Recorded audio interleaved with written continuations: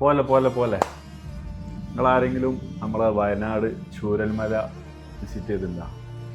മുണ്ടക്കൈ ദുരന്തം കഴിഞ്ഞ സ്ഥലത്ത് നിങ്ങളെപ്പോലെ തന്നെ വിസിറ്റ് ചെയ്യാത്ത ഒരാളായിരുന്നു ഞാൻ. ഇപ്പോൾ 2 ദിവസം മുന്നേ ഒരു ട്രിപ്പ് പോയപ്പോൾ ഡ്രൈവറെ നിർബന്ധപ്രകാരം നമ്മളവിടെ പോയി. എന്നാൽ വിസിറ്റ് ചെയ്യാത്ത ഒന്നുമല്ല, നമുക്കവിടെ അത് ഉൾക്കൊള്ളാൻ പറ്റാത്തൊരു മാനസികാവസ്ഥ ഇല്ലാത്തതുകൊണ്ടാണ് നമ്മൾ പോകാത്തത്. പക്ഷേ ഇപ്പം ഞാൻ പറയുന്നത് ഒരു പ്രാവശ്യമെങ്കിലും എല്ലാവരും ഒന്ന് വിസിറ്റ് ചെയ്യണം. അവിടുത്തെ അവസ്ഥ ഒന്ന് കണ്ടിട്ടുണ്ടെങ്കിലേ ഒരു ലഹരിക്കും പിന്നീട് നിങ്ങളെന്താവില്ല, അഡിക്റ്റ് ആവില്ല. നമ്മളെ മാതാപിതാക്കളെ വെട്ടാനോ കുത്താനോ കൊല്ലാനോ ഒന്നിനും ഒരു താല്പര്യം ഉണ്ടാവില്ല. റീസണ് തന്നെ അത് കണ്ടാൽ തോന്നും ജീവൻ തിരിച്ചു കിട്ടിയതന്നെ വലിയ ഭാഗ്യമെന്ന്. നമ്മൾ പല സ്ഥലത്തും ഇതേപോലത്തെ നാച്ചുറൽ കലാമിറ്റീസ് ഉണ്ടായിട്ടുണ്ട്. ഇപ്പോൾ കുറച്ച് മുന്നേ 2018-19 കവളപ്പാറ ഉണ്ടായി, ഇപ്പോൾ വയനാടുണ്ടായി. ഇതൊന്നും ഞാൻ വിസിറ്റ് ചെയ്തിട്ടില്ല. പക്ഷേ ഇതിപ്പോൾ ഏകദേശം ഒരു 10 മാസം ആവാനായി.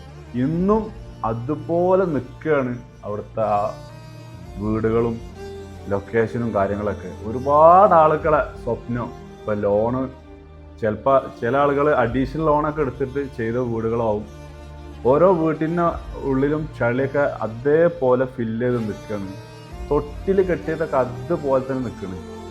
ചില വീടിൻ്റെ ജനലൊക്കെ ഇങ്ങനെ തൂങ്ങി നിൽക്കുന്നു, കോൺക്രീറ്റ് പാളികൾ പൊളിഞ്ഞ് നിൽക്കുന്നു, വലിയ വലിയ മരങ്ങൾ കമ്പികളൊക്കെ വന്നിട്ട് അടഞ്ഞു നിൽക്കുന്നു. ഇപ്പോൾ ഈ കാണുന്ന ബെയിലി പാലം, ഇപ്പം ഞാനോട് പോലീസുകാരോട് സംസാരിച്ചപ്പോൾ ഈ ബെയിലി പാലം കടന്നിട്ട് വേണം ഈ മുണ്ടക്കൈ ടൗണിലേക്ക് പോകാൻ. അവിടെ പോയാലാണ് ഇതിൻ്റെ ഭീകരത മനസ്സിലാവാൻ പറ്റുള്ളൂ എന്നാണ് പറഞ്ഞത്. പക്ഷെ നമുക്ക് അവൾക്ക് എൻട്രി ഇല്ല. ഇപ്പം ഇവിടെ തന്നെ കാണുന്ന ഇത്രയും വലിയ ഒരു ഏകദേശം ഒരു 8-9-10 അടിയൊക്കെ ഹൈറ്റിലുള്ള ബോളർ വന്നിട്ട് ഇങ്ങനെ വന്ന് കിടക്കണം. അന്ന് അവരനുഭവിച്ച ദുരന്തം ആലോചിച്ച് നോക്കി. ഞാൻ പറഞ്ഞു വരുന്നത് ഇതിപ്പോൾ സാഡാക്കാൻ വേണ്ടി പറഞ്ഞതല്ല.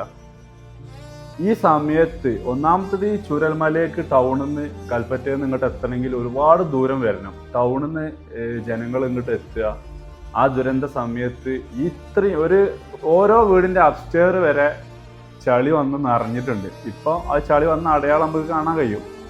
ആ സമയത്ത് ഇതിൻ്റെ ഉള്ളിൽ നിന്നൊക്കെ രക്ഷാപ്രവർത്തനത്തിന് ഇറങ്ങിയിട്ട് ഡെഡ് ബോഡികളൊക്കെ തിരിച്ചെടുത്ത ആൾക്കാരെ പറ്റി നിങ്ങൾ ആലോചിച്ചു. അവർ ഓൾറെഡി അവരെ ബന്ധുക്കൾ, സുഹൃത്തുക്കൾ, മക്കളൊക്കെ അതിന് അടിപ്പെട്ടു പോയിട്ടുണ്ടാവും. വീണ്ടും അവരെ ജീവൻ പണയം വെച്ചിട്ട് ഇത്രയും വലിയ മരങ്ങളും കമ്പികളും ബോളറുകളും കോൺക്രീറ്റ് പാളികളൊക്കെ വന്ന് അടഞ്ഞു കിടക്കുന്നതിൻ്റെ ഇടയിലേക്ക് ഇവർ രക്ഷാപ്രവർത്തനത്തിന് ഇറങ്ങിയിട്ട് ഓരോ ഡെഡ് ബോഡികൾ തിരിച്ചെടുത്തപ്പോൾ കൈകളും കാലുകളൊക്കെ പീസായത് തിരിച്ചെടുത്തിട്ട് അവരെ നമ്മൾ ശരിക്കും ഒരു സല്യൂട്ട് ചെയ്യണ്ടേ. ഏത് രാഷ്ട്രീയ ഭേദമന്യേ ജാതി ഭേദമന്യേ ഇറങ്ങി പ്രവർത്തിച്ച അതേപോലെ നമ്മളെ പോലീസ്, മിലിറ്ററി എല്ലാവർക്കും ശരിക്കും നമുക്ക് പറഞ്ഞാൽ തീരാത്ത അത്രയും നന്ദിയും സല്യൂട്ട് നമ്മൾ കൊടുക്കണം. എന്താണെന്ന് വെച്ച് കഴിഞ്ഞാൽ അത് പോയി കണ്ടാലേ മനസ്സിലാവുള്ളൂ. ശരിക്കും ഒരു മനസ്സറിയുന്ന ആൾക്ക് കണ്ടു കഴിഞ്ഞാൽ അവിടുന്ന് കരയാതെ പോരാൻ കഴിയും. അപ്പോൾ ഒന്നെങ്കിലും ഒരു പ്രാവശ്യമെങ്കിലും പോയി വിസിറ്റ് ചെയ്തിട്ട് നമ്മളെ ജീവിതം തിരിച്ച് കിട്ടിയതിൽ ശുക്ർ ചെയ്യുക. അതിൽ മരണപ്പെട്ടു പോയ ആൾക്കാർക്ക് അത് സ്വർഗം നൽകി അനുഗ്രഹിക്കട്ടെ. അതേപോലെ ജീവിച്ചിരിപ്പുള്ള അവരെ ബന്ധുക്കളുണ്ടാവും, അവർക്കൊക്കെ എന്നും സമാധാന സന്തോഷവും നൽകട്ടെ നമ്മൾ പ്രാർത്ഥിക്കുക.